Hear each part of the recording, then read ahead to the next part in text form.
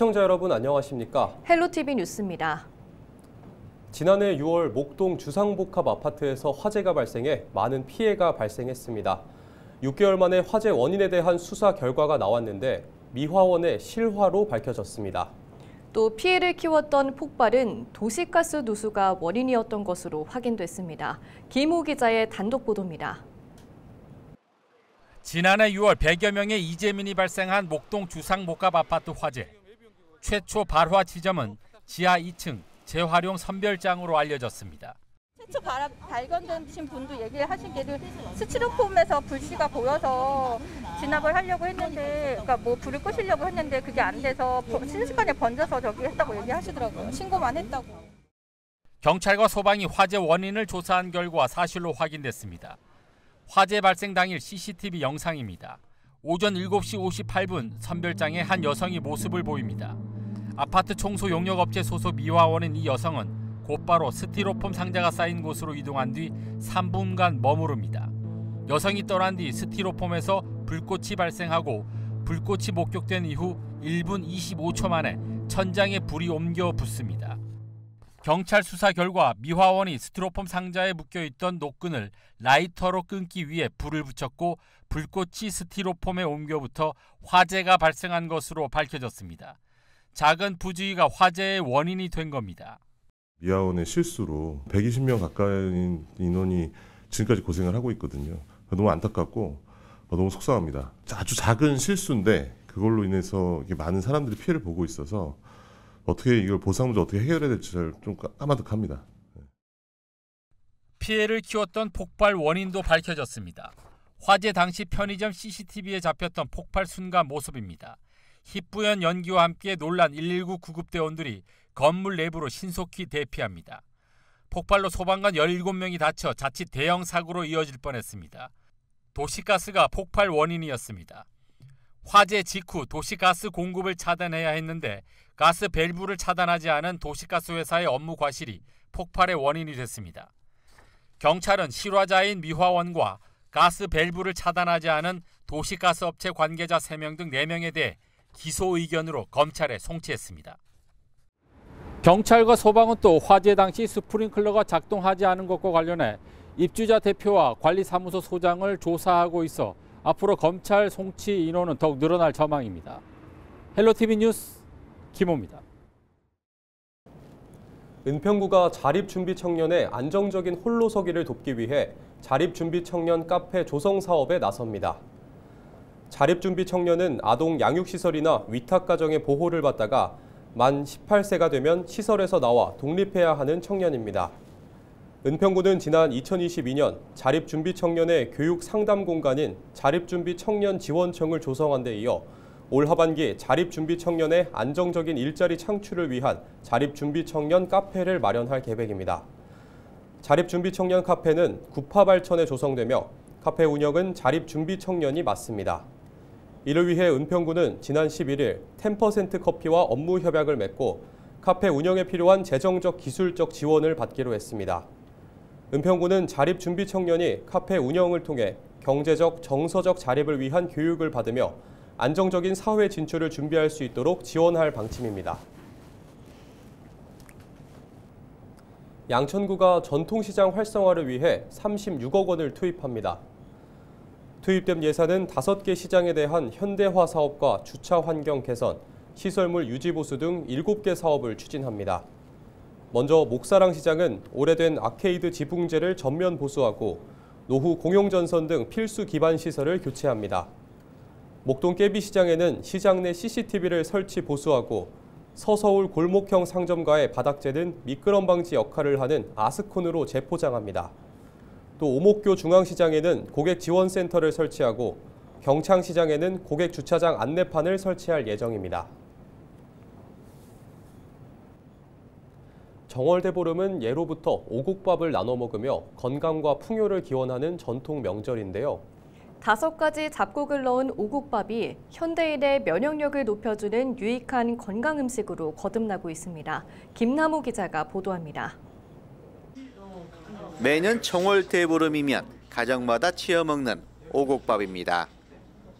오곡밥에는 검정콩과 팥, 찰수소, 차조, 기장 등 5가지 잡곡이 들어갑니다. 농촌진흥청이 오곡밥에 들어간 잡곡의 성분을 분석해보니 고혈압과 비만 등 현대인의 생활습관병 예방에 도움이 되는 물질들이 다량 포함되어 있습니다. 이들 잡곡에는 다양한 영양소와 항산화 물질이 다량 포함되어 있어 현대인의 건강관리에 도움이 됩니다. 검정콩 청자 5호에는 일반 재래종에 비해서 안토시아닌과 이소플라본 함량이 다량 함유되어 있습니다. 그래서 일반 재래종에 비해서 세포노화 억제와 그리고 눈 건강에 도움을 줄 수 있습니다. 맛있는 오곡밥을 만들기 위해서는 쌀과 잡곡 비율을 7:3 또는 6:4로 맞춰야 합니다.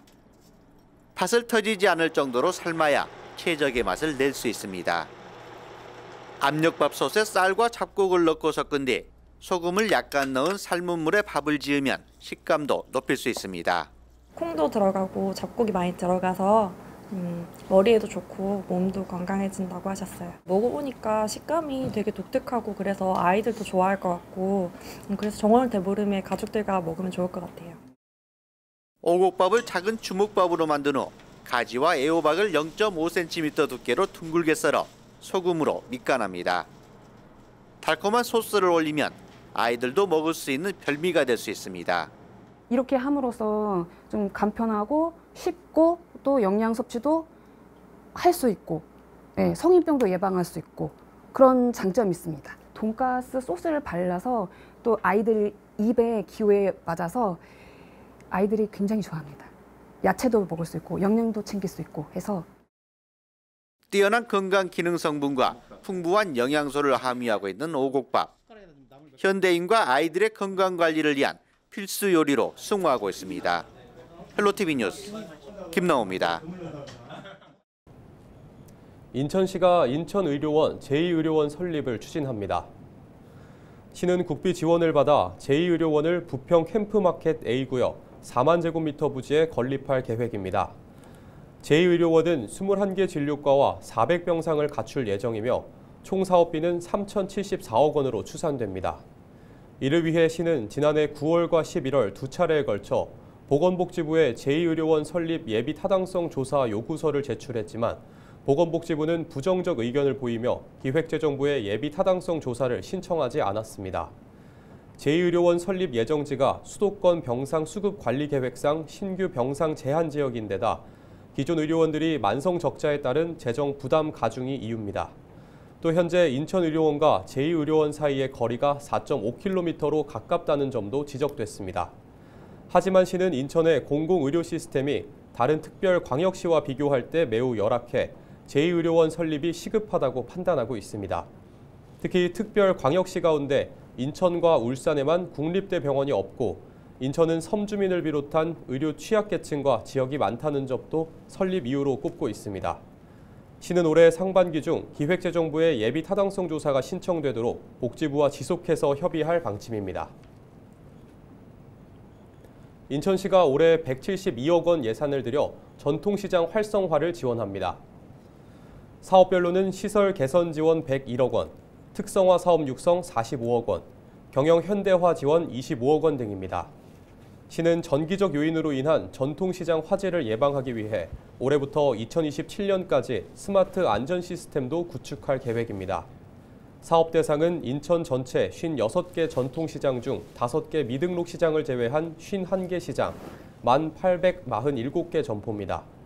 이외에도 시는 지난해 관광지와 전통시장을 연계해 17만 명의 참여를 유도하며 좋은 반응을 얻은 전통시장 모바일 스탬프 투어도 올해부터 확대 운영할 계획입니다. 부동산 임대차 거래 후 깜빡 잊고 30일 이내 신고하지 못해 내야 했던 과태료가 줄어들 예정입니다. 국토교통부는 11일 현행 부동산거래신고법 시행령이 단순 지연 신고의 경우에도 거짓 신고와 동일하게 최대 100만 원의 과태료를 부과하도록 돼 있어 차별화가 필요하다며 이를 개선하는 시행령 개정안을 입법 예고했습니다. 개정안은 단순 지연 신고의 경우 과태료 상한액을 최대 30만 원으로 낮추고 거짓 신고한 경우 현행대로 과태료 100만 원을 그대로 유지하는 내용을 담고 있습니다. 국토교통부가 로또 청약과 줍줍 표현 등으로 불려온 무순위 청약을 무주택 실수요자 중심으로 개선합니다. 무순위 청약은 그동안 국내 거주 성년자라면 조건 없이 누구나 청약이 가능해 과열 양상을 보여왔는데요. 국토부는 신청 자격을 무주택자로 한정하고 지자체가 지역별 여건과 분양 상황에 따라 거주 지역 요건을 반영할 수 있도록 개선한다고 밝혔습니다. 국토부는 또 부양가족의 실거주 여부를 자세히 확인하기 위해 서류 징수와 확인 절차를 강화하기로 했습니다. 지난 11일 오전 10시 경기도교육청 중등 임용교시 합격자 발표에서 점수 오류가 발표가 중단됐습니다. 경기도교육청 중등학교 교사 임용 2차 시험은 지난달 21일, 22일 양일간 진행됐습니다. 21일에는 수업 실현, 수업 나눔을, 22일에는 면접을 치렀습니다. 이날 오전 10시 전국 중등교원 임용 합격자 발표에 경기도교육청은 100점 만점인 2차 시험 점수를 130점 만점으로 발표했습니다. 같은 날 오후 1시 20분쯤 경기도교육청 홈페이지에는 합격자 발표 수정 계획안이 발표됐습니다. 경기도교육감은 수험생 여러분께 혼란과 불편을 드려 깊은 유감의 말씀을 드린다며 추후 유사한 사례가 재발하지 않도록 임용시험 관리에 최선을 다하겠다고 전했습니다.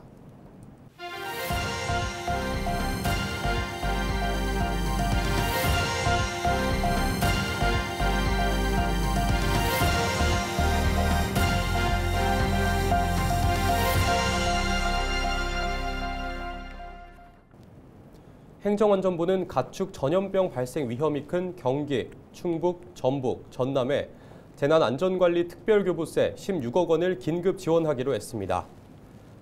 행안부는 이번 지원 대상 지역에서 설 연휴 이후 고병원성 조류 인플루엔자와 아프리카 돼지열병이 잇따라 발생했고 대규모 가금, 양돈 농장과도 인접해 차단 방역을 강화할 필요가 있다고 설명했습니다. 특히 고병원성 AI는 지난해 10월 이후 지금까지 총 35건이 발생했습니다. 행안부는 농장 주도의 자율 방역을 위해 농장 출입 차량에 대한 2단계 소독과 야생 조류, 멧돼지 차단 시설 설치 등 3대 필수 방역 수칙 홍보를 강화하기로 했습니다. 서울시가 정원도시 서울 프로젝트의 일환으로 개인정원 지원 사업을 추진합니다. 서울시는 개인이나 단체법인 등 민간이 조성한 정원 중 우수정원을 선정해 꽃무 등을 지원한다고 밝혔습니다. 신청 조건은 정원의 면적이 개인은 30제곱미터, 법인단체는 100제곱미터 이상으로 개방 여부와 상관없이 신청 가능합니다. 서울시는 정원의 특수성 등을 평가해 우수정원을 선정하고 선정된 정원에는 서울시 개인정원 등록증, 꽃무 등을 지원할 계획입니다.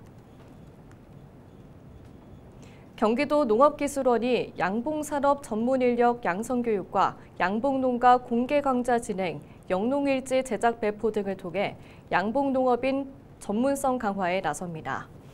경기도 농업기술원은 2025년 경기도 양봉연구연합회 연시총회 양봉교육을 개최하고 상하반기 양봉산업 전문인력 양성과 공개강좌 교육계획을 수립했습니다. 내용은 양봉의 기초 등 이론 실습 견학, 꿀벌 집단 폐사 예방과 봉군 관리, 여름철과 월동시 사양 관리 등입니다. 지난해 인천에서 헬스시설 이용을 둘러싼 소비자 분쟁이 가장 많았던 것으로 나타났습니다. 인천시는 지난해 1372 소비자 상담센터에 접수된 인천 소비자 상담 3903건을 분석한 결과 헬스장 관련 상담이 894건으로 가장 많았다고 밝혔습니다. 이어 항공 여객 운송 서비스 676건, 국외 여행 598건, 이동전화 서비스 545건 등의 순입니다. 전년 대비 상담률이 가장 많이 상승한 품목은 숙녀화와 기타 신발용품으로 각각 155.6%, 75.4% 증가했습니다.